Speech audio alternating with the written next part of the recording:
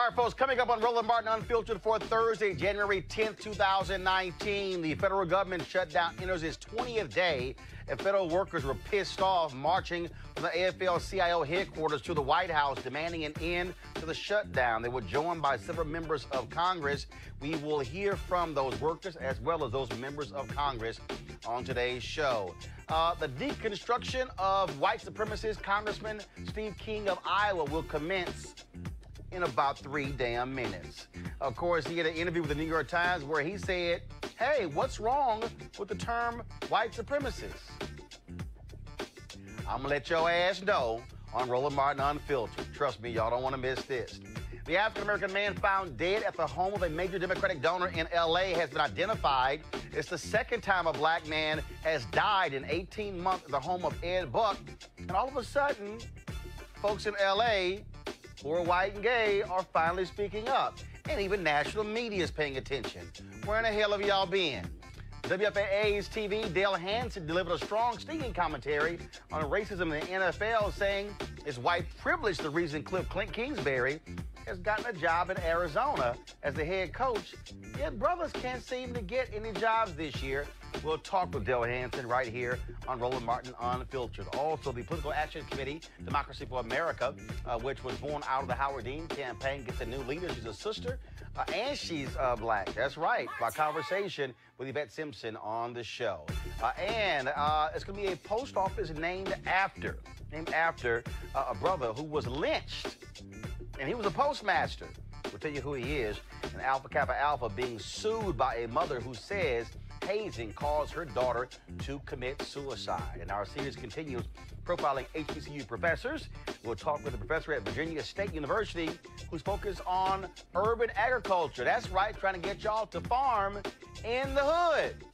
Calm the hell down. We'll explain. It's time to bring the funk on Roland Martin Unfiltered. Let's go. He's got it. Whatever the biz, he's on it. Whatever it is, he's got the scoop, the fact.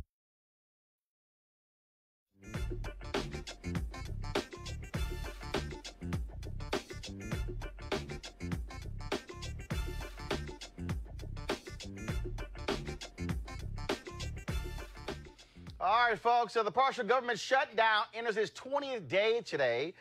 Tomorrow's going to be day 21, which will match the longest shutdown in American history.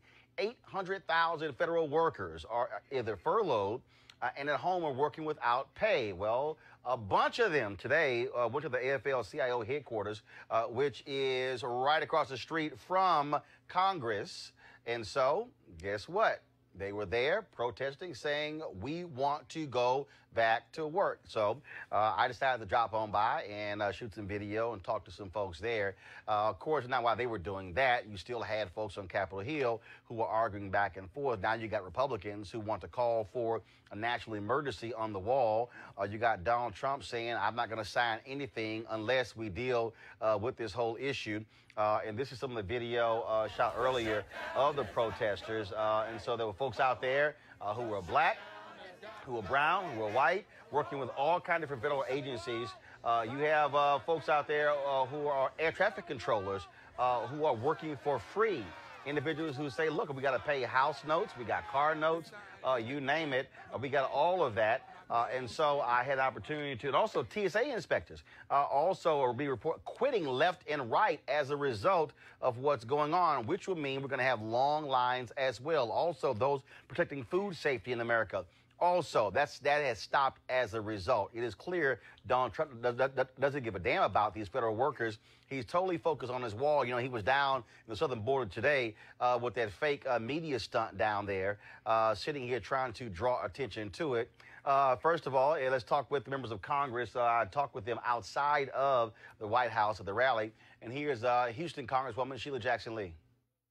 Voting one bill after another. I know that. And if he calls for the emergency order, we'll open the government and we'll just have to sue him on the order. But we want people to be paid. We want to be paid now. So I was just on the floor managing the ag bill to open up ag. And we're going one by one for all these federal workers. because tomorrow we know that they will never change. We are sending members home to tell our TSO officers, thank them and our air traffic controllers, because they have the security of the nation, the real security of the nation, in their hands. So I just want to thank you very, very much. I ran down here so that I could do it in between votes to say that we are with you. I'll let the folk know that you are here and we are you. We are working for access to credit unions, to access to government workers, as you well know, the letters, and I made myself available to any of my government workers. I will call utilities, mortgage, anybody personally, but we want to open the government now. I love you. I love you so much. Thank you, Senator Roland. Thank you. We're going to tell him. We want it open now. He's going to see us over and over again. There is no excuse. We have all the bills. They are bipartisan bills. We put them on the floor. But let me say this. Leader McConnell has got to do his job. He does not understand the Article 1 is the House and the Senate. It is the United States Congress in the Constitution. Article 2 is the executive. None of them can tell the other one what to do.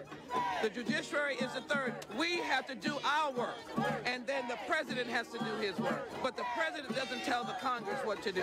First of all, they call us congressmen and women, but we're representatives. This is a representative government, and these are the people that we're accountable to.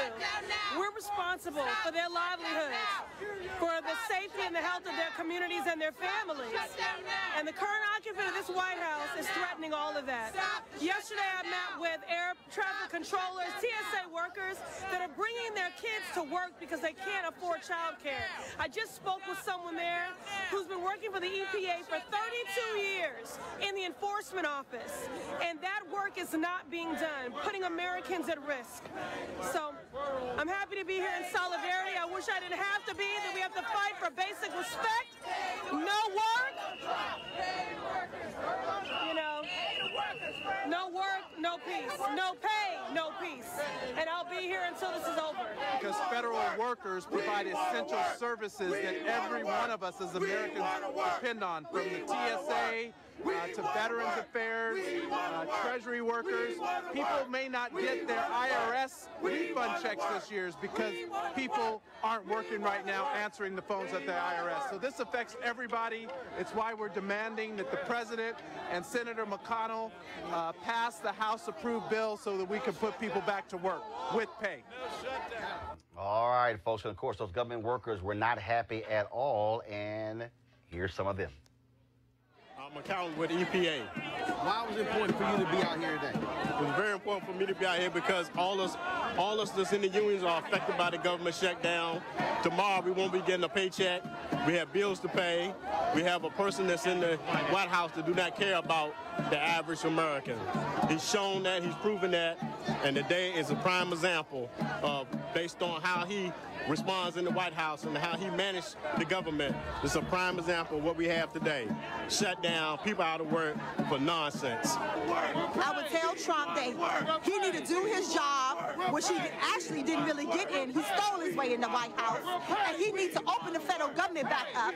And Mitch McConnell needs to put the bills on the floor so the Republicans can vote for the federal government to open back up. Because some of the Republicans want the federal government to open back up. But Mitch McConnell won't put the bill on the floor to open it, to come to a vote. Mitch McConnell won't do it. So he needs to do his job what he got elected for. Which department you work for? I work for United States Census Bureau. All right, then. Yo, what happened to the other federal worker? Wait, one more on there. I can't believe that. So it was another brother who I talked to. We played the video earlier, had this sign out there. This brother's a 9-year-old son, and he said he had to explain to his son how their life was about to change and what was a trip. We had the video earlier. He had a sign, had all of his bills. Had all of his bills in terms of what his mortgage was, his car, his food, and everything, and saying, look, beginning today, he can't feed his family. He said that this is how it's going to be affected, and how he has to explain. So that's the sign right there. So I don't know what happened to the interview. I talked to the brother, but yeah, so that's the sign there of his various bills, and so yeah, we should. So between now. Get the interview so I can go and play. I got to get the brother some airtime. All right, let's go, y'all. Joining us right now is Deron Cloud, who is organizing food banks for unpaid workers. Welcome to the show.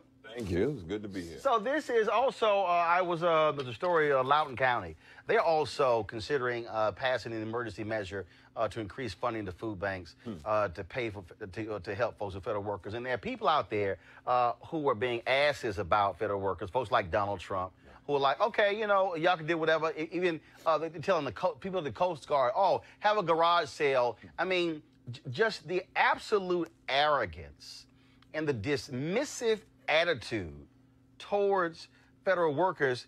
As Nancy Pelosi said, it's not like they can be like Donald Trump, go ask daddy for a loan or ask daddy for some money.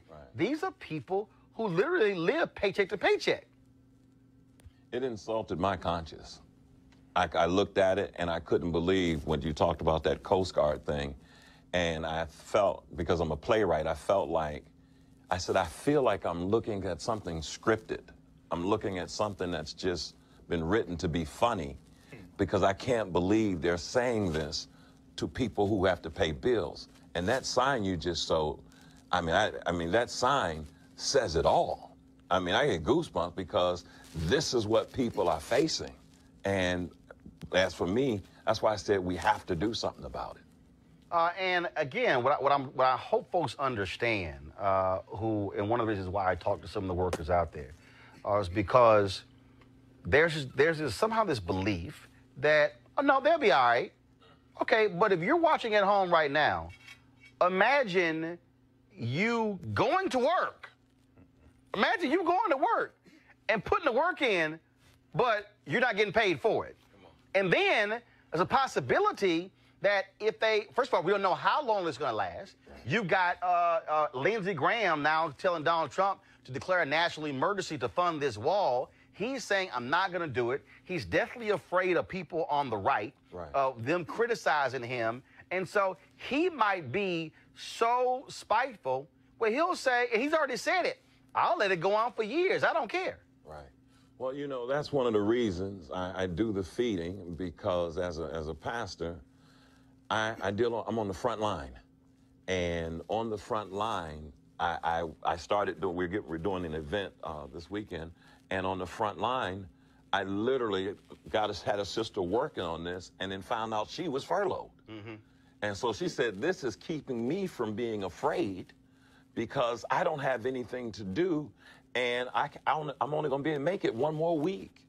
And I realized this is impacting so many people psychologically as well, because they've done all the right things. And then if you play by the rules and then you're getting screwed, it just hurts everyone. I'm going to bring my panel here. C.J. Jordan, Senior Vice President, Government Affairs, Steptoe Group. We also have Cleo Monago, Social Political Analyst and Activist, as well as Dr. Greg Carr, Department of Afro-American Studies at Howard University. And again, if you're watching mainstream media, they're having a process conversation. They're having a piss and match conversation. But when we talk, and then they go, okay, federal workers, not getting checks. But the reality is, these are human beings with families, with children, husband, wives, girlfriends, boyfriends, significant others, single, married, I don't care what it is. And when you talk about how we all shop, most folks don't go shop and then you got enough food to last you 2 months. You're buying food on a week by week or 2 weeks at most. And so if you're all of a sudden now talking about, I can't even feed my family, that is a fundamental issue for 800,000 people. Brother, when you show that sign, $1,100 for child care. Did you see that? $600 for insurance. That conversation with that 9-year-old son is involving your health. Man, and we're talking domestically. Let's talk internationally. I've got friends, and we all have friends, probably, y'all know, in the State Department who have been assigned to embassies in Africa. I'm running errands now for people they're furloughed in Nigeria, in South Africa, and these are working class black folk. It ain't just black, it's brown, it's white. That's the other piece. People understand when you say federal workers, not just those in the U.S., those who are living abroad. That's exactly right. Voice of America, I did an interview today on Martin Luther King, for something from Martin Luther King. The sister is from Senegal. They've been furloughed. They're working, and she said she's got a family. And we're sitting there in the interview, and she's sitting there like, I don't know what I'm going to do. These are working class people, Roland. CJ? I think, look, the president is compassionate. He understands the I'm sorry, gravity. hold up. Which president? President Trump. And he understands the gravity of this. But he's also dealing with the fact that last month, 32,000 individuals came across our border illegally. And that is also have to be dealt with. Now, the president... CJ, I'm being honest. No. The president did give some numbers to Nancy Pelosi and said, we want to work with this number. I'll come down and let's deal with DACA. Hold on, let's back up here. If I recall, let me just let me just make sure. Let's see if this timeline is correct. If I recall, the United States Senate passed a bill to fund the federal government. It passed 100-0. They had the assurances of Vice President Mike Pence that Trump was going to sign it. Yes or no? No, that is absolutely correct. Okay, so the Senate passed it. It then went to the House, right? That is absolutely correct. But while it was going to the House, Ann Coulter and Fox News lost their minds and said, oh my God, what is he doing? He shouldn't do this. He then, on a Thursday, goes, okay, I'm not going to do it. Sorry, Paul Ryan, I'm not going to sign this. So then Republicans in the House then passed a bill that had border funding. Yes or no? That is correct. And then Mitch McConnell said, the hell with this, we going home. We already passed the bill. So the person, and tell me if I'm correct or not, I want to make sure my memory is correct. Was there not a meeting in the Oval Office where Trump, the man you just said is compassionate, he is compassionate, told Senator Chuck Schumer and Representative Nancy Pelosi, y'all don't worry about it. I'ma own this shutdown. Did that happen? That was his words out of his mouth. So who lied? I don't think anybody lied. No, hold up. Oh, no. Did Vice President Mike Pence say to Republicans and Democrats, hey, y'all go ahead and pass the funding bill. He's going to sign it. At the end Did that happen?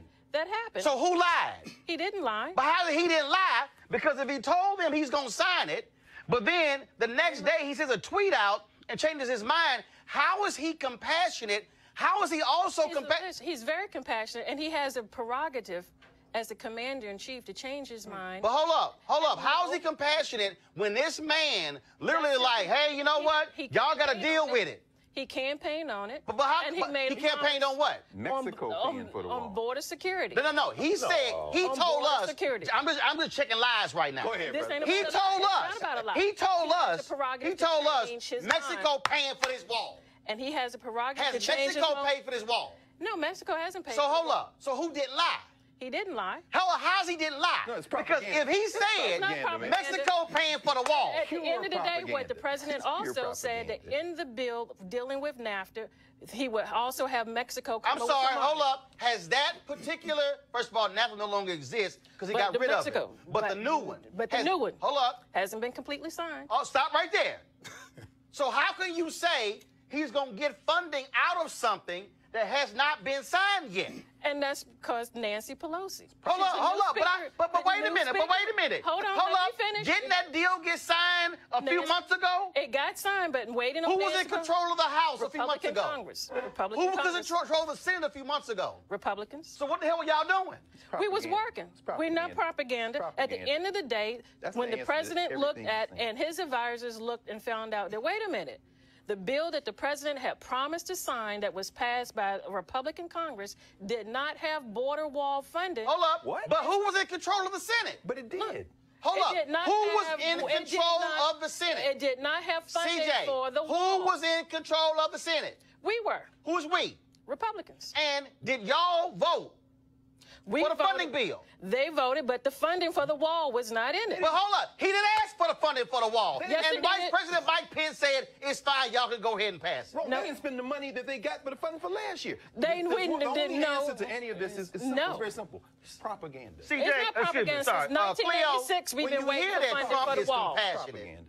Go ahead. He's compassionate. Well, see, from my perspective, well, frankly, I was kind of surprised to hear the term compassionate coming from Trump. But what's missing so far from my perspective from this conversation is priorities, white power and control priorities, Trump, for lack of a better term. All this stuff y'all talking about, there is not what also the people like Trump who are in charge of these decisions don't have the same class challenges that these people have. They can't fathom them. As a matter of fact, in most cases, they look down on them. Like, you poor people can't even eat. You're not even that valuable. But what's interesting about even though the white farmers in Iowa, who he screwed with the tariffs, can't get their checks. Right.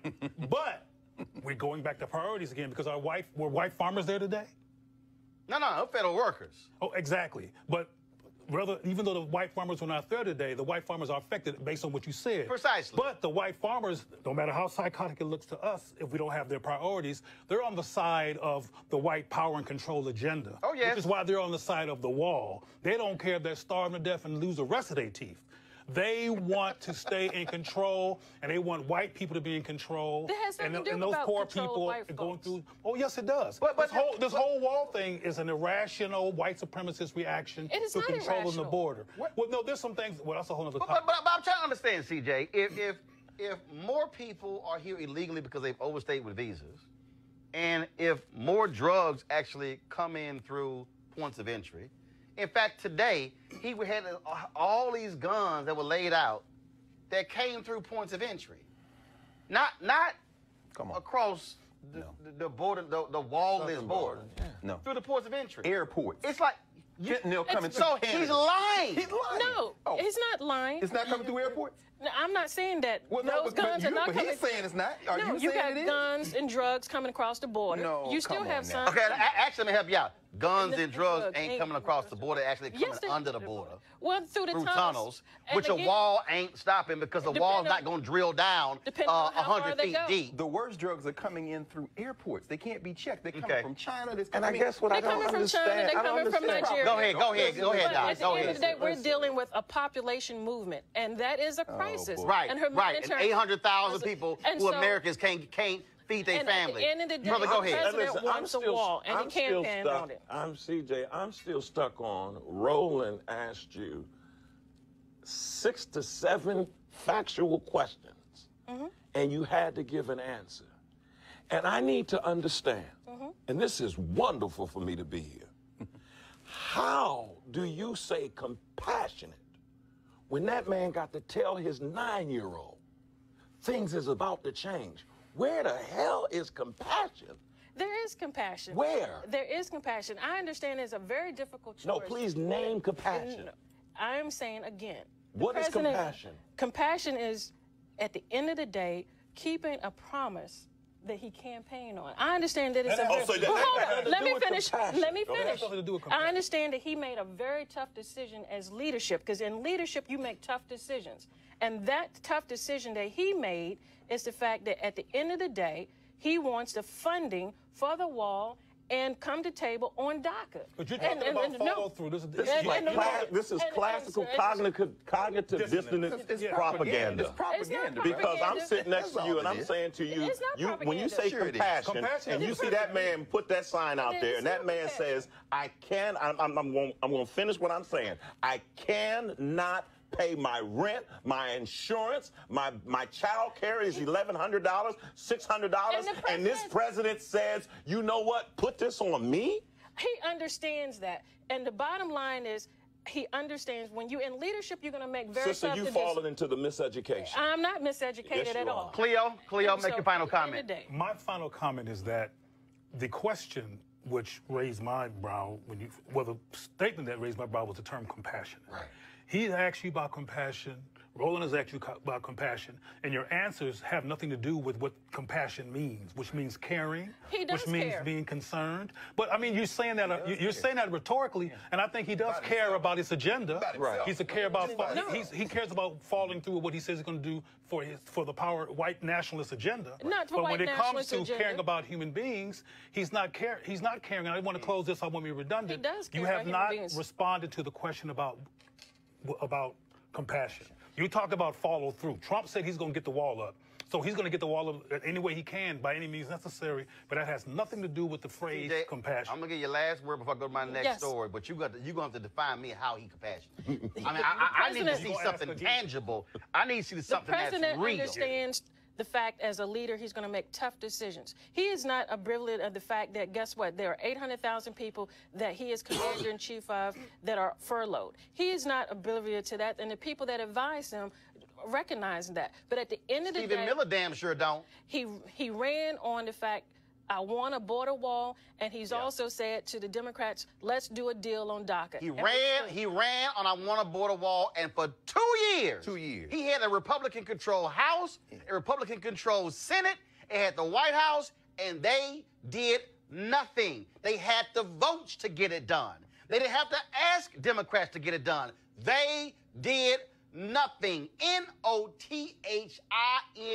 all caps, boldface, italicized, underlined.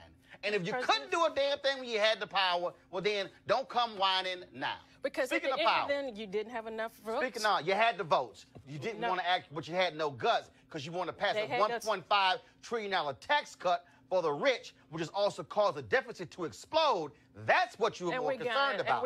But let me go on to you got opportunity zones when you ain't shown one opportunity yet. All you had was a news conference, and I've been covering it. Let's go to my next story, y'all. We've had several NFL coaches who've been fired this year, a whole lot of them black coaches. And now, of course, you have the Arizona Cardinals hiring Cliff Kingsbury, who was fired by Texas Tech after going 35-40. Now, look, he's a brilliant offensive mind. He was an offensive coordinator at Texas A&M under Kevin Sumlin. Did a great job, but I'm just trying to figure out, is that what happens when you get fired on the college level and then you get one of 32 most prominent jobs in all of sports?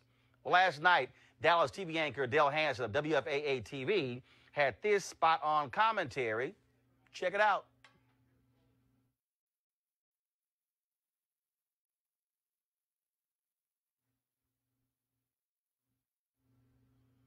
Okay, I have no understanding what's going on with the technical issue. So what we'll do is, instead of seeing the commentary, let's just go ahead and talk to Dale Hansen himself. Dale, how you doing?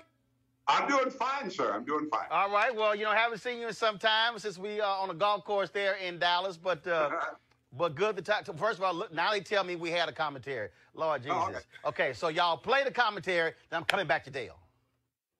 Been a lot of criticism of the Arizona Cardinals hiring Cliff Kingsbury as their new coach. Even my guys Mike and Jonah have been questioning that hire.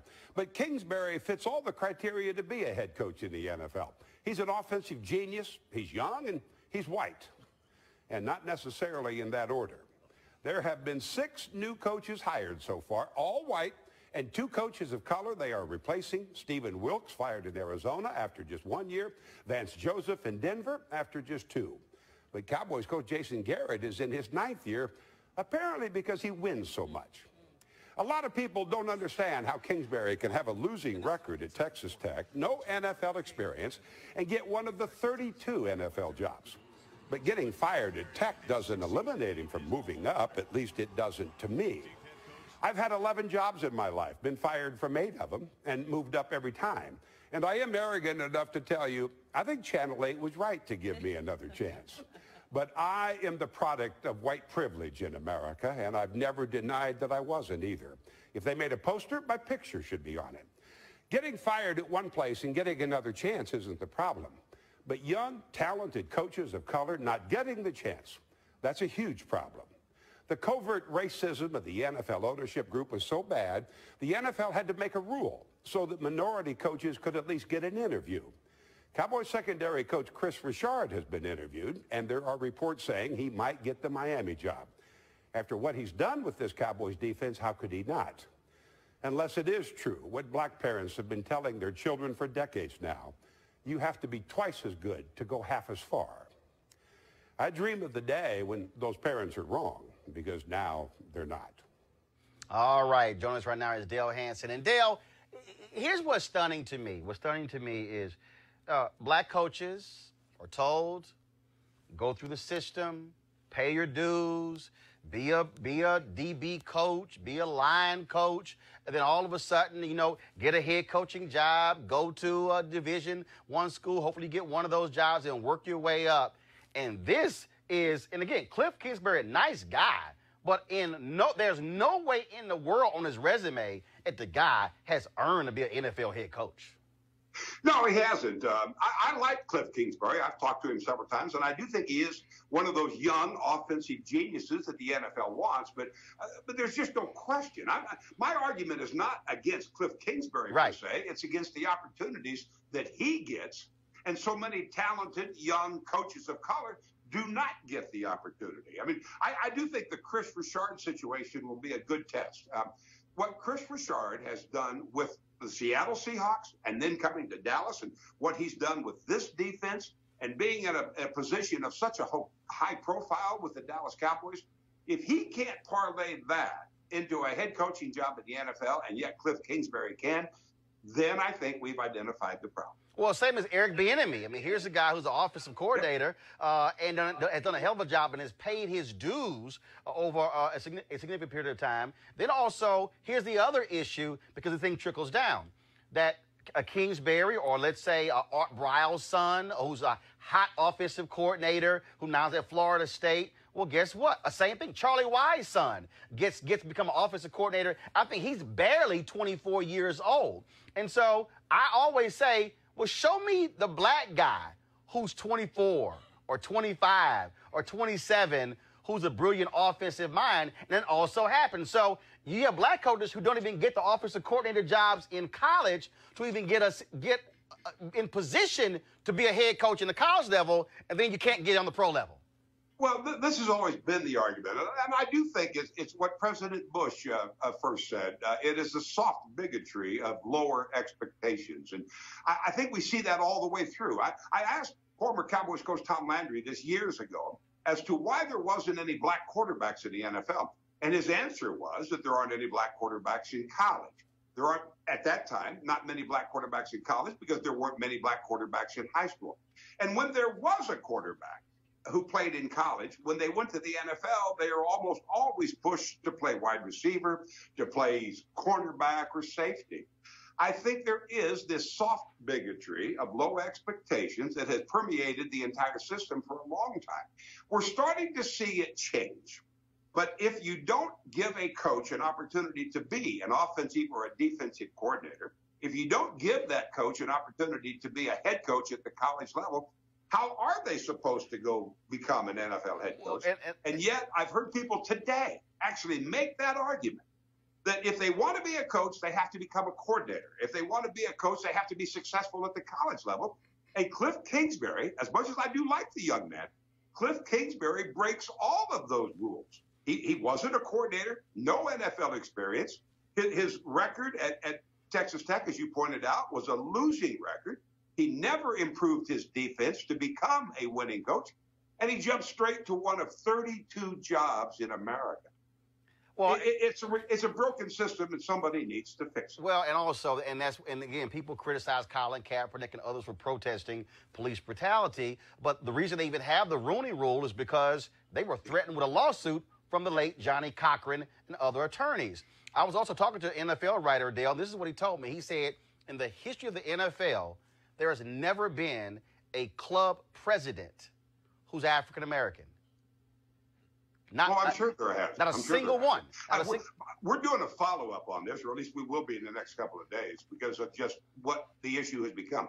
How many black general managers do you have in the NFL? There you go. Ozzie Newsome in Baltimore. There might be one or two others. How many black coordinators do you have in the NFL? Not many. And this is in a sport that is dominated by the young black athlete. I mean, the black athlete makes up about 70% of the NFL rosters. And yet, for some reason, they just can't seem to find the young or even the old black head coach who can motivate and lead a football team that is 70% of color. And I think there again, it is simply the covert racism of the ownership that has been in place for such a long time. And when you see it repeated over and over and over, with coaches not only being given opportunities that a coach of color can't get, and then you see coaches who have failed at the NFL level and get 2 and 3 opportunities to try it again. And yet there is no young coach of color that might have deserved an opportunity. It's not right. I mean, the bottom line, I think we all know that it's not right. I do think it's getting better. I do think it will change. The reality is it just won't change fast enough in my lifetime. Well, I'll tell you what, it is interesting that Kingsbury served under Kevin Sumlin at Texas A&M. Sumlin, very much a winning record at the University of Houston, very much a winning record at my alma mater, Texas A&M. And he's now at University of Arizona with the Arizona Wildcats, but the guy who coached under him is the head coach of the Arizona Cardinals. There's a lot of those examples. I mean, there are a lot of them, as you well know. And I don't know how we break this cycle, but I mean, it is, and it's true in all of society. When you mention there are no black presidents, the presidents, let's assume for the moment, are doing the hiring. They tend to hire people who look like them. Yep. And it's true in every aspect of society. And that's why we need to break this down, to level the playing field. I don't think anyone is asking for more than what they're entitled to, and that is simply an opportunity. That's it. A chance to compete. That's all anybody really wants. And I think we need to figure out a way to do that. As James Brown said, what's the line, Greg? I don't want nothing. I don't want nothing. Just open the door, and I'll get it myself. All right, Dale Hansen, keep calling them out. We appreciate it, man. Thanks a lot. Tell everybody in Dallas what's up. That's right, bro. We'll do, Roland. Thank you. All right, take care. Go ahead, Cleo. Y'all can argue if I want to, but We will. Let's look at this from a racial behavioral perspective. The people with the athletic prowess in most of these sports are black. They outshine everybody else in terms of their capacity to get on these fields and do their thing. White people have to have relevance too. Since they can't have the same level of racial relevance and capacity as most of these brothers who are and sisters when it comes to tennis and other means of sports, they can't do that. They got to be the ones in control, or else they can't handle the whole situation. Did that make any sense to anybody? Did I lose somebody? As the plantation leader. Yes, exactly. The NFL is a plantation. Exactly. I haven't watched the snap in 2 years, and I don't plan on watching. I haven't watched it in a long White time. college football is a plantation. Absolutely. Watch this. The Rooney Rule. Name for Rooney, owner of the Pittsburgh Steelers. This is important. When Dale mentioned Tom Landry, one of the quarterbacks he didn't have to compete against was Jefferson Street Joe Gilliam. There you go. Who led the Pittsburgh Steelers to a 4-0 record before they gave the job to an affirmative action candidate out of Louisiana named Terry Bradshaw. Joe Gilliam was developed by his father, one of the great offensive minds of HBCU football, Joe Gilliam Sr. The NFL coaches in the summertime used to go to the HBCUs and pick the brains of the black college brain trust at the HBCU level. Where am I going with this? Very quick. Coach at Florida A&M. FAMU. FAMU. No, Grambling, of course, Eddie Robinson. They lived on the sidelines in the summertime. This is what happens. The labor of the NFL and white plantation college football is black.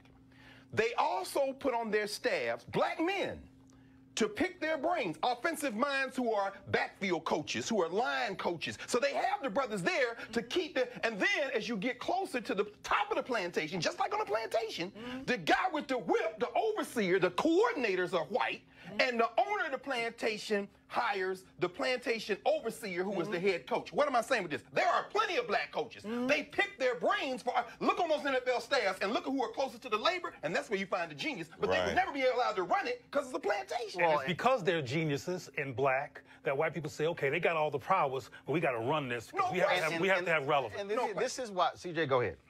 Oh, I'm hoping, and Dale is correct, but I'm hoping that going to the Super Bowl and the first owners meeting, that the commissioner brings some of the older folks who were around in the league, like a Harold Henderson and others, to come in and say, look, we need to make some changes. This is very prevalent. Everybody's talking about it. And the Rooney Rule needs to be updated. And some other things need to have a closed-door meeting. No, here's the deal. First of all, no, they really do. What you just described, they've literally done numerous times. What this is, these are... Again, I go back to what I just described, what I said with Dale. There's never been a black club president, which means the highest, Ozzie Newsome with the Baltimore Ravens, who's retiring, that's the highest if you black, the highest you can get, you're going to be a GM. Or you might be head of a player personnel, but you ain't going to be club president because, see, it's owner and it's club president. That's what this is all about. And this is about power. That's right. It is about economic power and control. Because it is about the fact that not only Because see, that's also who determines who gets drafted, who gets paid, how they get paid. Reverend Jesse Jackson Sr. has said for years, the reason black people have excelled football and basketball and baseball and tennis and golf, he said because the rules are clear, they're transparent, and they're published. He said in basketball, the court is 94 feet long. The length from the free throw line to the rim is the same in an NBA arena, a college stadium, and a high school gym.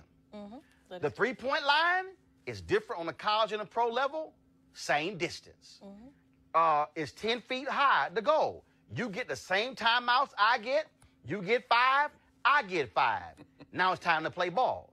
The difference is in every other aspect, even in sports off the court.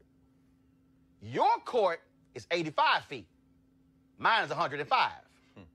Your rim is 7 feet. Mine's 12. And then we, black people, will go back and we'll practice. Follow me. We will. We'll say, all right, y'all done moved the goal from 10 to 12 feet? All right, cool. I'm going to go back and work out, and I'm going to work my butt off to dunk this damn ball 12 feet. Yes, sir. Then when we come back after we worked out, then they like, oh, my bad. It's now 15 feet. Right. So then black people got to go, it'll move the damn goal up. Okay. All right. Okay. All right. You know what? Okay. I'm going to go back, and I'm going to train for that 15-foot goal. And then you go bust your butt and train.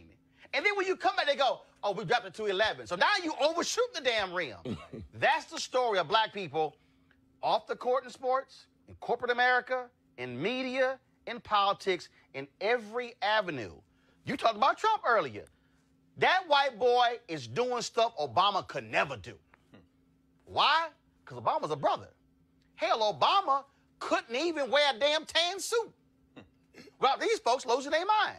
Couldn't get network. In America, there's a standard for white men in America, for white women in America, and everybody else is after them. Now go ahead. Yeah, I wanted to ask you a question in terms of if there was a black president of the NFL, what kind of power would he have? Well, again, though, first of all, even as an NFL commissioner, the commissioner works for the owners. Okay.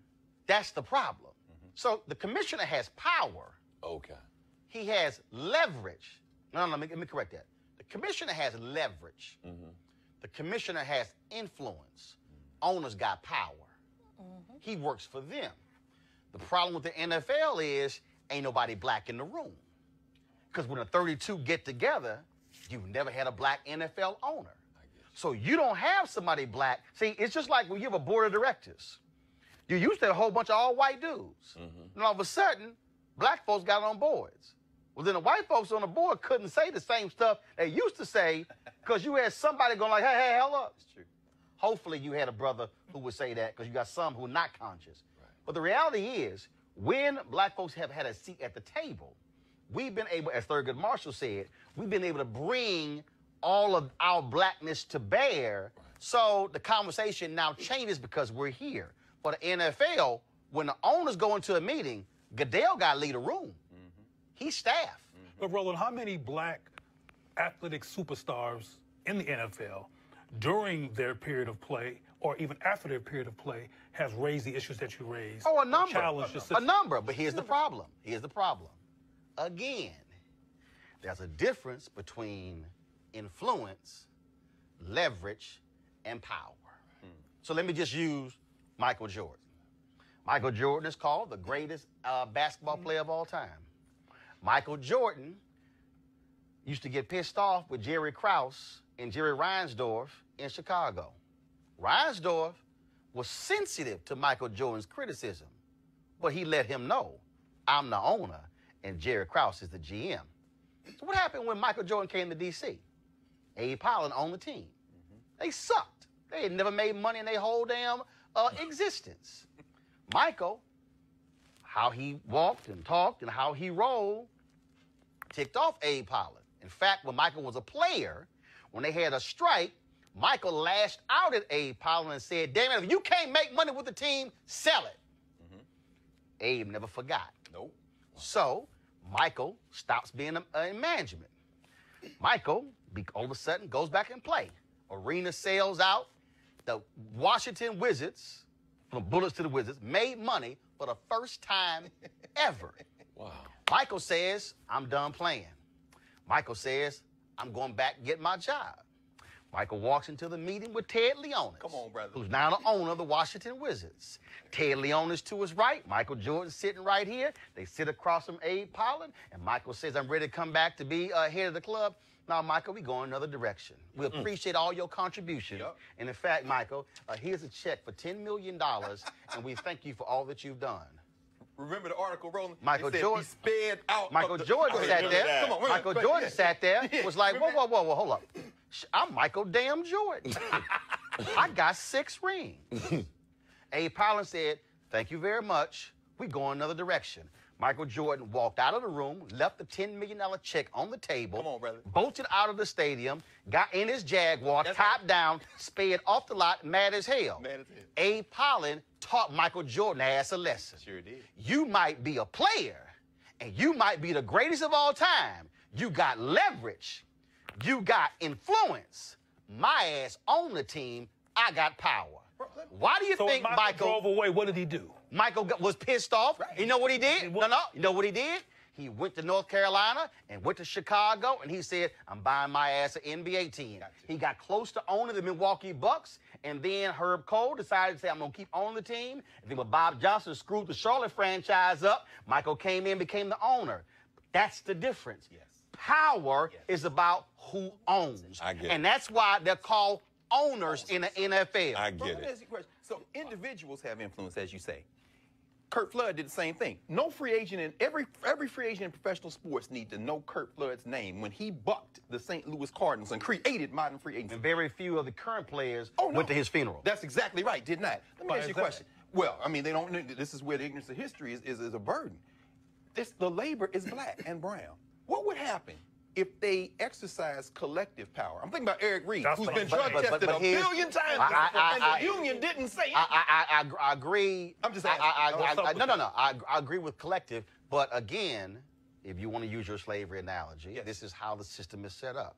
First of all, the NFL, out of all professional leagues, has the shortest career span.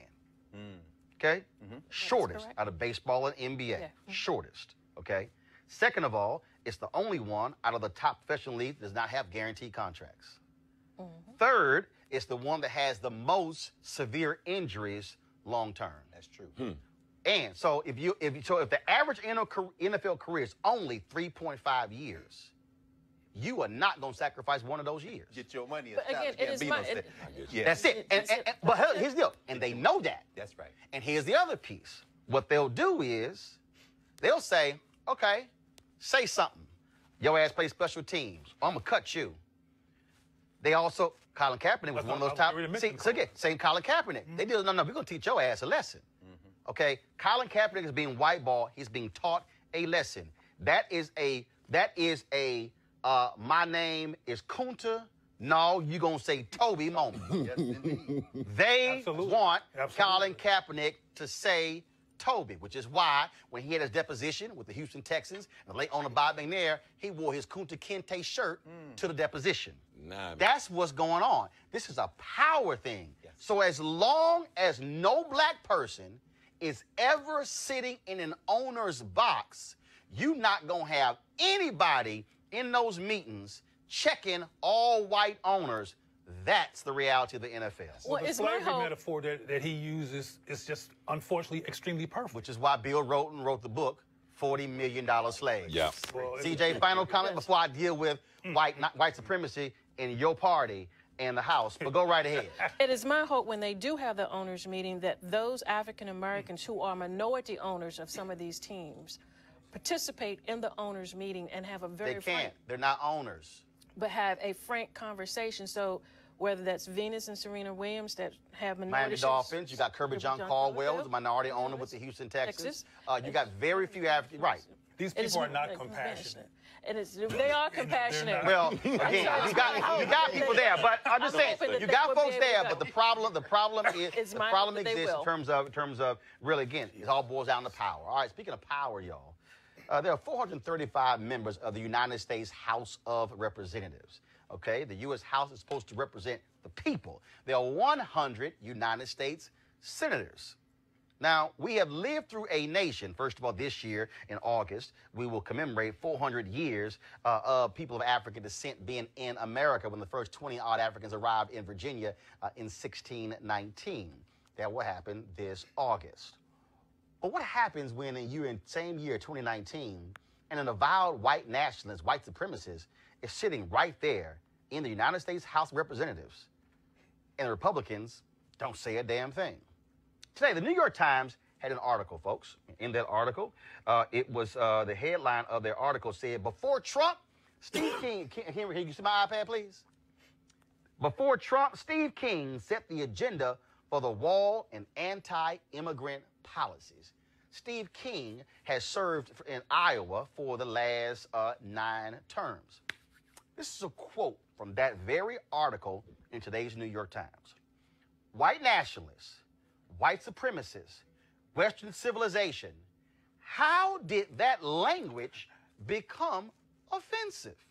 Mr. King said, why did I sit in classes teaching me about the merits of our history in our civilization? Y'all, let me say that again. That's Steve King, who is a member of the United States House of Representatives. Now, as a result of Steve King's comment, he was criticized. This right here is a quote from Justin Amash, who's a member of Congress. Quote, this is an embrace of racism, and it has no place in Congress or anywhere. That's Justin Amash, who is a Republican who hails from he's from Michigan. Okay, now let me go ahead and pull this up because Liz Cheney, who is the daughter of former Vice President Dick Cheney. She is a member of Congress. She is over the House Republican Conference. She hails from Wyoming. This is what she tweeted. These comments are abhorrent and racist and should have no place in our national discourse. Steve King asked how terms white national and white supremacists became offensive. Let me say that again. Liz Cheney, the woman who is criticizing Steve King, is the chair of the House Republican Conference, which means she's in the House Republican leadership. Y'all gonna get that in a second. Now, when you talk about Steve King, this ain't the first time Steve King has said these things. This is Kevin McCarthy, the current Republican leader in the House. This was prior to November election when Steve King was running for office. Quote, we watched a new freshman stand up, use this, no, I'm sorry, this is the comment where he criticized the sister from Detroit who called Trump an MF. Quote, we watched a new freshman stand up, use this language, get cheered by their base, and we watched a brand new speaker say nothing to her. Y'all, let me just real quick here. Let me just go to my iPad since we on the air, and let me go to Kevin McCarthy's Twitter feed. And let's see here. I am looking at a tweet he sent out 1 hour ago, nothing about Steve King. 6 hours ago, nothing about Steve King. Okay, I'm sorry. Now we at 1 day.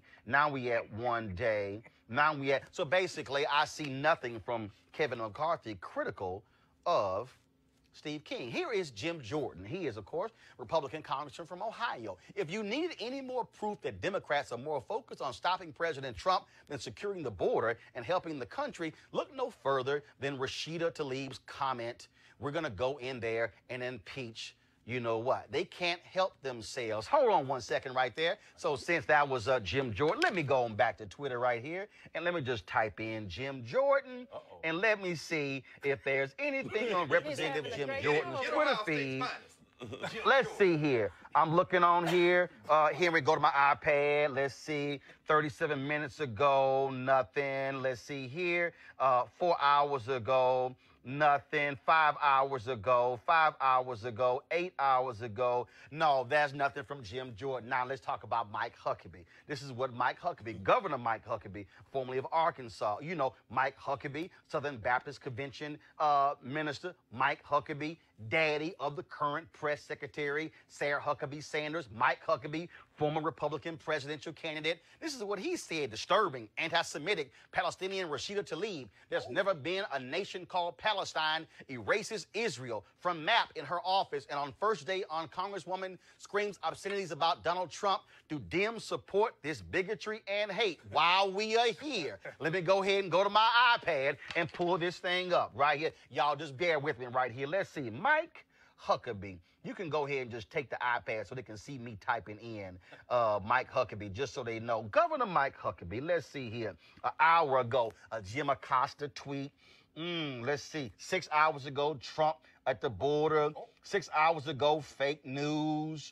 Let's see. 8 hours ago, 10 hours ago, basically nothing about Steve King. Now, Senator Chuck Grassley of Iowa. He's the one who endorsed Steve King before the election. This is what, so Chuck Grassley, he actually endorsed him and talked about how he'd be good for Iowa. Now, he's made racist comments before. Now, after this thing blew up, oh, by the way, hold up. I'm sorry, I didn't pull this up because here's the other issue, y'all. Because let's deal with our mainstream media, because y'all know we talk about this right now, Roland Martin Unfiltered. I was looking at, before we came on the air, I saw a tweet, and she is the media director for Media Matters. Her name is Liz Power. Let me pull up Liz Power. I need to show y'all this so y'all can understand how white supremacy is allowed to continue in 2019. Liz Power sent this tweet out across, and she said, boom, this was 1 hour ago. Liz Power tweeted, I can't find a single mention of Steve King on Fox News, CNN, or MSNBC so far today. How/why is this not a bigger story on cable TV? Let me unpack that, y'all. Here you have a sitting member of Congress, Republican from Iowa, who says, how did white supremacy and white nationalism become a bad thing?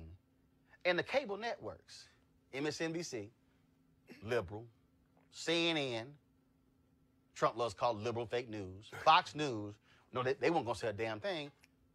They haven't said a word. I do recall Jake Tapper talking about Louis Farrakhan and Keith Ellison. Of course.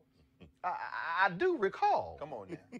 Fox News talking about Keith Ellison and talking about Rashida Tlaib. Yes. MSNBC even talked about Rashida Tlaib and her calling Trump, we're going to impeach this MF.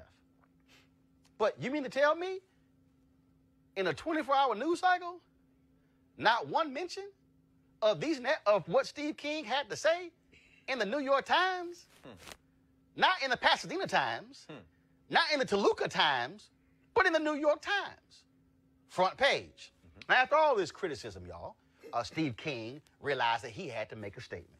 So this is what he put out today. The New York Times is suggesting that I am an advocate for white nationalism and white supremacy. Stop.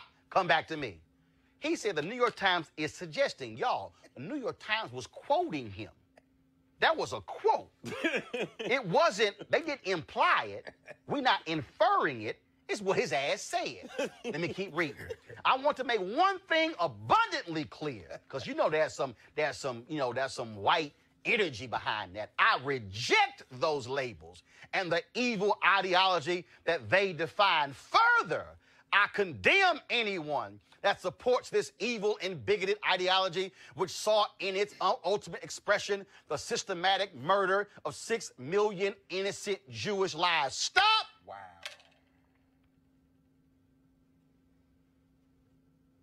The systematic murder of 6 million innocent Jewish lives. First of all, the Holocaust happened in Germany. That's right. Did not happen in America. That's right. I'm not excusing that. I'm pointing you the geographic boundaries where it happened. Here is Steve King of Iowa tying this notion of bigotry and bigotry and racism to the Holocaust, yet Steve King in the same statement says nothing about the Holocaust that took place right here in the United States that created the United States. While you want to mention the 6 million innocent Jewish lives there, you could have mentioned King Leopold and what he did as the king of Belgium, what he did in the Congo. Oh, but I guess those folks don't count. Let me go back to his statement. This is what he said. It's true that like the founding fathers, I am an advocate for Western civilization's values and that I profoundly believe that America is the greatest tangible expression of these ideals the world has ever seen. Under any fair political definition, I am simply a nationalist. America's values are expressed in our founding documents. They are attainable by everyone, and we take pride that people of all races, religions, and creeds from around the globe aspire to achieve them. I am dedicated to keeping America this way. This conviction does not make me a white nationalist or a white supremacist. Once again, I reject those labels and the ideology that they define. As I told the New York Times, it's not about race. It's never been about race. One of my most strongly held beliefs is that we are all created in God's image and that human life is sacred in all forms. Now, let me go ahead and help y'all out in the very same statement. Did y'all catch that little thing that we saw right there? First of all, in his statement, he talked about the founding fathers, and then he went on, see, because y'all, I deal in words, okay? And then he said this comment about in our papers. Did y'all catch that? Let me help y'all out. I want to break this down. Bring that beat back. I want to break this down. Quote, America's values are expressed in our founding documents. Okay, I'm going to read that again because some of y'all didn't get that. America's values are expressed in our founding documents. Y'all, Steve King is showing you why he's a white supremacist. Because the founding documents of America excluded black people. The founding documents of America excluded women.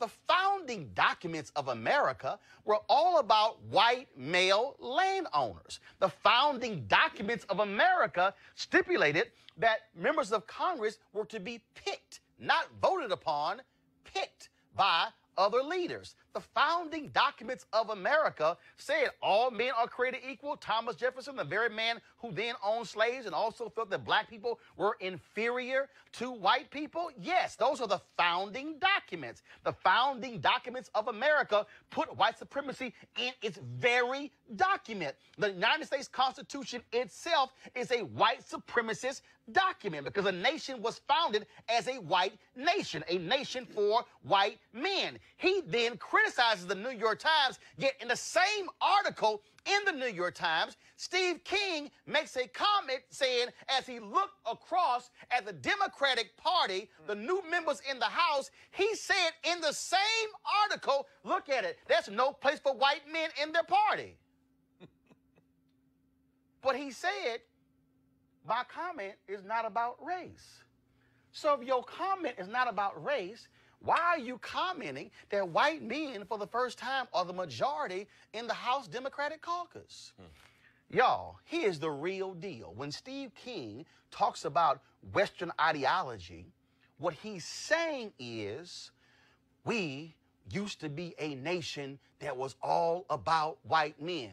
And damn it, now we got to move the hell over for these Negroes and for these Latinos and Latinas and for the Asians and for the people who are Korean and Japanese and you from the Philippines and you from the Congo and Haiti and Bermuda and Latin America and from other parts of North America and from Haiti and from Africa and all these places. Why can't we go back and just be a nation that was for white folks, that was for white men, where we had all the control and all the power, and we controlled the schools and the government and the economy, and the rest of y'all could just farm the land and work for us and shut the hell up. That is what Steve King wants.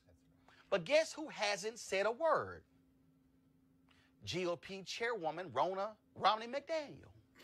quick to criticize Tlaib, ain't said jack as a white supremacist in her party. Kevin McCarthy, nothing. Donald Trump, nothing. Mitch McConnell, nothing. So Republicans always ask, well, I don't understand why black people just feel that way about us. Why they so sometimey? Because y'all ass sometimey. Because you're going to criticize Tlaib for using motherfucker in reference to Trump, but then you say nothing about a motherfucker who's a white supremacist. Come on, brother. I need you to explain to me exactly who y'all siding with. Should he be censured? Yes. Ben Shapiro, conservative, wrote an article saying, y'all hold up, that's not quite what he meant. But then Ben Shapiro, in his reflexive nature, because he's been riding with the white supremacist Steve King for all these years, actually had to go back and reread what the hell he said. Then was like, oops, that was an update on my article. He then says he needs to be censured and he needs to be primaried in 2020. Why am I saying all of this? Because the 2019 Republican Party has essentially said, we welcome with open arms a white supremacist like Steve King. We welcome with open arms for him to be in our party. Matter of fact, we will see and hold him and cherish his vote as long as he votes our way. He is still on his committees. They've said nothing, and the media has been complicit because they refuse to say anything about Steve King. You know why? Because, see, we just gonna let that thing just slide. Because part of the problem is when you look in mainstream media in the executive suites, they look like the very country Steve King longs for. White men running everything. What y'all need to understand that this is the modern day Republican Party.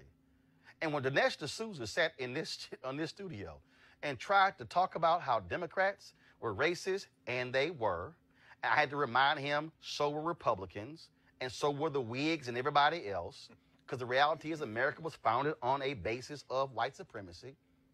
That's what the fear is. Earlier, CJ talked about this wall. Why has Steve King talked about a wall? Why is Trump talking about a wall? I keep telling y'all, because they are scared of people of color. The reason the federal government is shut down right now is because of the wall. Because you know who is on the other side of the wall? People that don't look like Steve King. And the people who Steve King represent in Iowa are scared to death because they're like, my God, this used to be our country.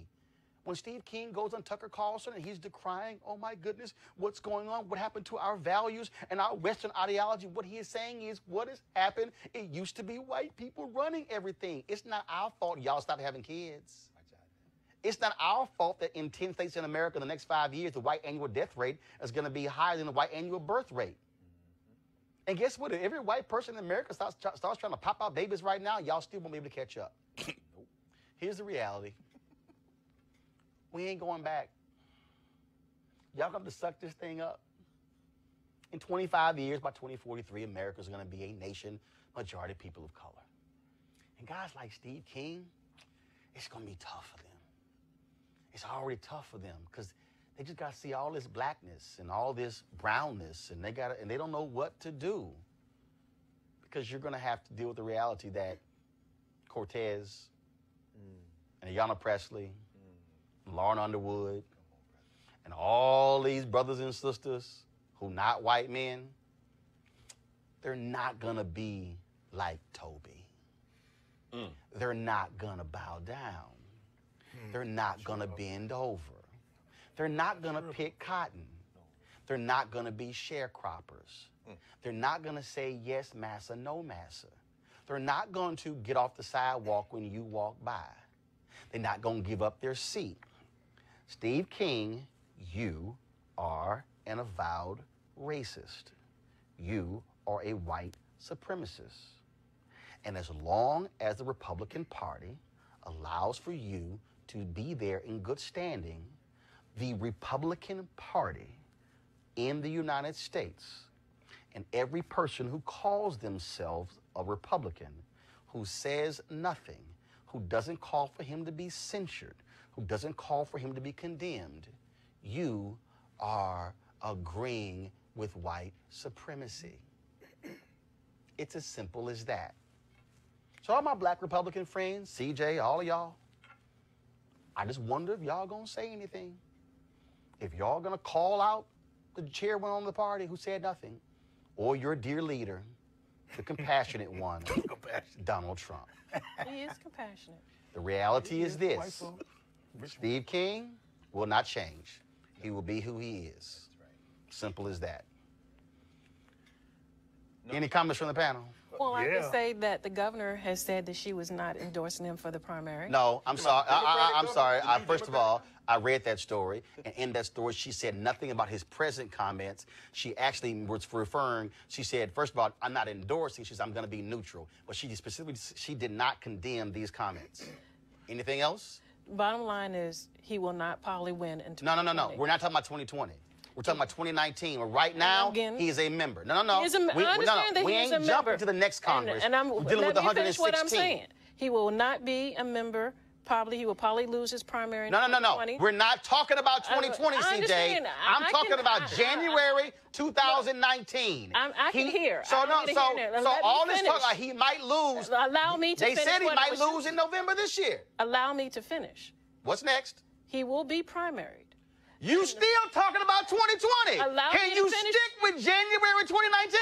I can stick with January, and I can stick with right now. Well, come on. Finish.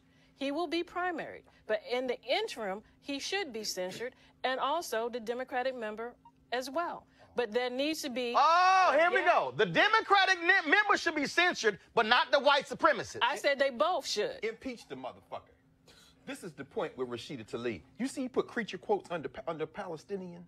Did you see what this white supremacist did? Mm-hmm. This isn't even really about Steve King. Steve King, as Roland has said, is a litmus test of white supremacy. He says, drop white nationalists. I'm just a nationalist. When you drop white, you know what you do? You make it invisible. And the power of whiteness... I don't agree no. It's not a question of agreement, disagreement. Let's not even talk about it. And all this stuff he gonna lose next year, that man, Steve King, endorsed a white supremacist in Canada before the November election. Right. He endorsed a white supremacist in Europe, and the white folks, the good white folks in Iowa still elected him. And at the end of the day... Greg, go ahead, then Cleo. Very quickly. When you drop white in front of nationalists and just say nationalists, white is implied. The largest act of genocide in this country was the destruction of millions of Native Americans. 2 Native Americans joined the United States Congress. Roland is right. And abortion. They are terrified. You know why they're terrified? It's over, baby. And any Negro running with these white supremacists is a servant of them. Cleo, then Deron. This would come up like this at the end of the show. But you mentioned earlier, Roland, that, and I already knew this, that what I call the white supremacist mainstream press has not covered this. At all. In previous shows, you had a guest on here who talked about, and I forgot the specifics about the stats, but we are heavy TV watchers, black folks. So we sit here... Like MSNBC, their ratings are up because they have the highest black viewership of any cable network out there. Go ahead. My point is that, and I do a lot of work around the country interviewing parents and talking to children and college students about their critical thinking capacity and that they have a critical analysis about the society they live in, and frankly, most of them don't. They know about Beyonce and some other stuff, but they don't have a critical analysis. They don't recognize, for example, that they don't constantly recognize, for example, that there's no such thing as a reliable love story between 2 black people on TV. Got it. So my point is, which we don't have time to get into, is that I'm not sure about all of this stuff about whiteness is being dismantled and it's going to be taken over. Because you got to remember that South Africa... No. I didn't say it was going to be taken over. It's going to be dismantled. What I said is, what is scaring them to death or the demographic change. Sure, I know what you're saying. The power dynamic, and that's the issue, which why I keep saying to black folks, we better be on top of our game, because I don't want us looking like South Africa, where black folks got the power, but don't control, got the political power, but don't control the money and the other economic systems. Gotcha. That's my concern. I didn't finish, but I'm going to try to do this. We don't got time. The bottom line is I'm concerned about that, because we need to have a show that talks about parents giving their children a critical analysis, getting them prepared to live in a society and prepared to have power. Right. And not as an accident, but as an intentional, purposeful life. Oh, yes.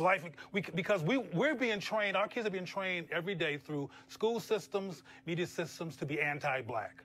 And there's a lot of anti-blackness in this society. One of the reasons in South Africa why white folks insisted on the children learning Afrikaans, because they knew that had a linguistic impact on their worldview, and that they would unconsciously agree with white supremacy.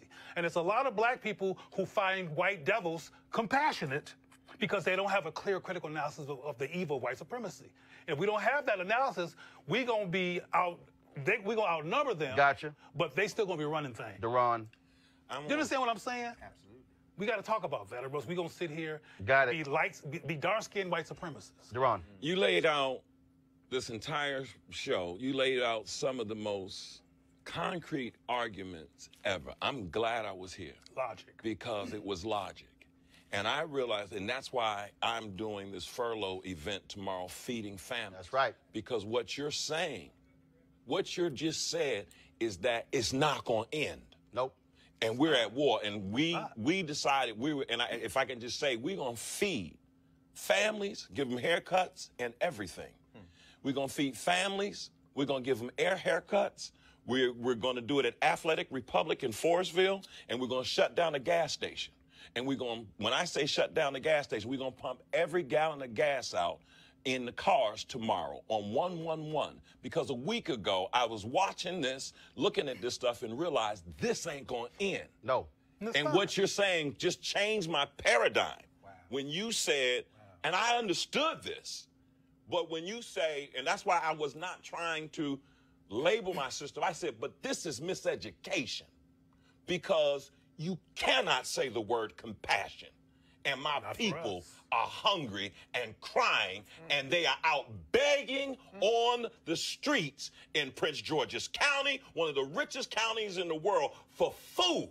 And I understand that. And this is But it is compassion. And this is why. That's all I believe. And this is why the reason I'm laying all this out as well. And I've done this in my speeches. We talk about the whole issue of anti-black. That has been a part of my speeches for the last several years, because where we are going, this thing ain't about 2020. This ain't about Steve King in 2020. This ain't about the re-election of Trump in 2020. I've been saying this since 2009, that this white fear, this anxiety, it's ain't about economic. Trump was elected because he pushed the buttons of white fear. That's right. That's what he did. That's why he won 53% of white women. That's why he won college-educated whites, because he was pushing the buttons, because what is so deeply embedded, and I'll dare say this, is some white folks who don't even realize it. They're just like, oh, no, that's just not me. No. But he pressed the right buttons, and this is all about where 2043 and 2045 and 2050, because America, since its founding and before its founding, was a nation that was constructed for white people coming from Europe, coming to a foreign land, destroying the native folks who were already here to establish their own homeland that was about whiteness. And the problem now, the demographic numbers have changed so dramatically that they looked up and said, oh my God, with the election of Obama, damn, that thing is now real. And so now so what happened? Trump comes along, Stephen Miller, that racist, is right behind him. The same Stephen Miller, where Richard Spencer, the white supremacist, said he was my mentor at Duke University. Don't think that ain't combined. He comes along and it's like, no, we're going to keep y'all out. Hey, can y'all send them Haitians back, them shithole countries? Can we stop the immigration from these African countries? Why does Paul Ryan try to get several thousand visas for folks from his native Ireland to come in before he leaves as Speaker of the House? Because they like, how can we import as many white people as we possibly can? Because these people of color are going to be taking this thing over, and we have controlled this since we were founded, and what in the hell are we going to do? And like I said to the white supremacist Richard Spencer, and I even had, I mean, real quick, I even had some Negroes try to tell me, you were scared to call yourself a black man when you debated Richard Spencer. Well, first of all, those of you who don't even know how to debate, I knew exactly what he was trying to establish, and so he wanted me to say I'm a black man, but I totally jacked him up when I said no, I'm a man. Because, see, he wanted to say, I'm a white man, I'm a black man. No, I want to let him know I'm a man. Because it threw his whole argument off. But y'all who don't know how to debate, some of y'all simpletons, y'all didn't understand that. But I told Richard Spencer, I said, you better go work out. Because we ain't going nowhere. And y'all going to have a fight on your hands. And that's what this is about. I just got a text. So this is what Kevin McCarthy has finally commented. Quote, Steve's language is reckless, wrong, and has no place in our society. That's what Kevin McCarthy said. And now, now, which king is this? I'm going to talk to my friend. Oh, and now Steve King is now issued his second statement. He might have as many statements as Kevin Hart. His second statement is, I reject white nationalism. I reject white supremacy. It's not part of any of my ideology. I reject anyone who carries that ideology. Well, then you got to explain to me why you endorsed the white supremists in Canada last year. Why you endorsed the white nationalists last year. See, I'm just gonna let y'all know. Get it, brother. I'm just gonna let you know. You can't have fleas all over your body and then say I wasn't sleeping with a dog. You can't. You can't have a established record of being a white supremacist and rolling with white supremacists and kicking it with white nationalists and hanging with them and talking with them and eating with them and sleeping with them and saying that's my boy, that's my girl, and then say, oh, I reject all of it. You don't reject that. Nah, boo. No. That ain't gonna work. No. Because, see, I done told y'all white supremacists this. Come on. I have told y'all white supremacists. And I'm real clear. I'm the reason y'all didn't want our ancestors to know how to read. Come on. Because when we know how to read, we can read your bullshit. That's right. And you been read, Steve King. And I'm just going to wait to see how many black Republicans have some guts to call out their own party for being quiet. I'm just going to wait for Liz Cheney or Justin Amash or Kevin McCarthy to be the first to call for him to be censured, not along with Rashida Tlaib. Right. On his own, because Steve King was a white supremacist before she was elected. He was a white supremacist long before she even thought she was going to run for office, because he'd been there 18 years. And he'd been a white supremacist the whole time. Folks, I was supposed to show you our HBCU story of Virginia State. I'm going to run that tomorrow. Also, our package with the sister who's the first black and the first woman president for Democracy for America PAC. I'm going to run both of those on tomorrow's show.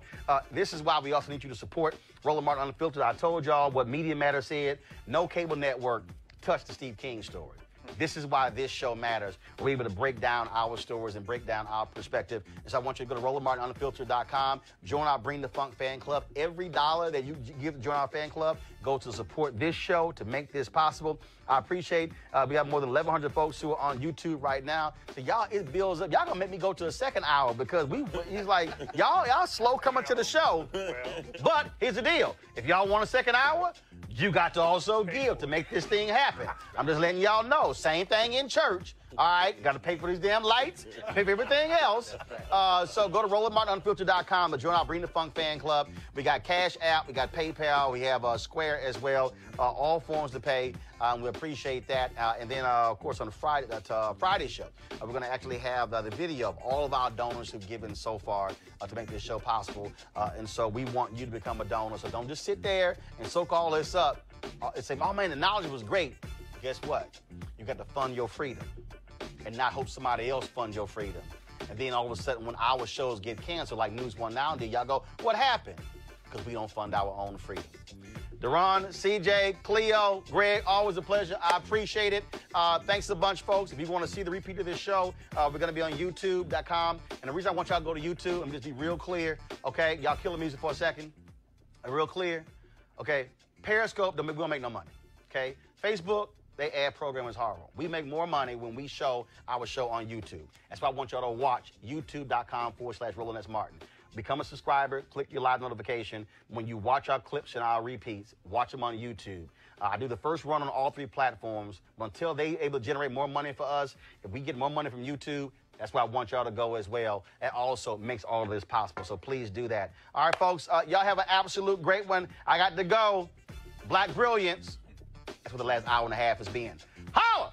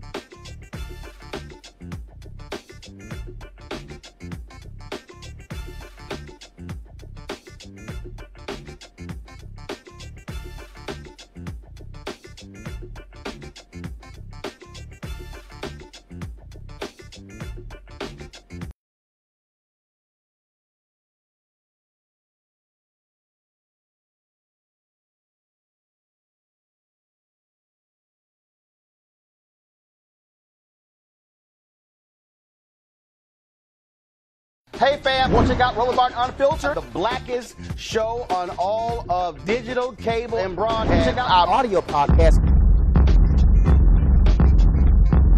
There's only one daily digital show out here that keeps it black and keep it real. It's Roland Martin Unfiltered. Press play.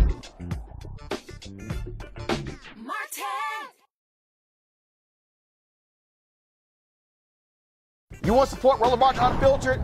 Be sure to join our Bring the Funk fan club. Every dollar that you give to us supports our daily digital show. There's only one daily digital show out here that keeps it black and keep it real. It's Roland Martin Unfiltered. Support the Roland Martin Unfiltered daily digital show by going to RolandMartinUnfiltered.com. Our goal is to get 20,000 of our fans contributing $50 each for the whole year. You can make this possible. RolandMartinUnfiltered.com.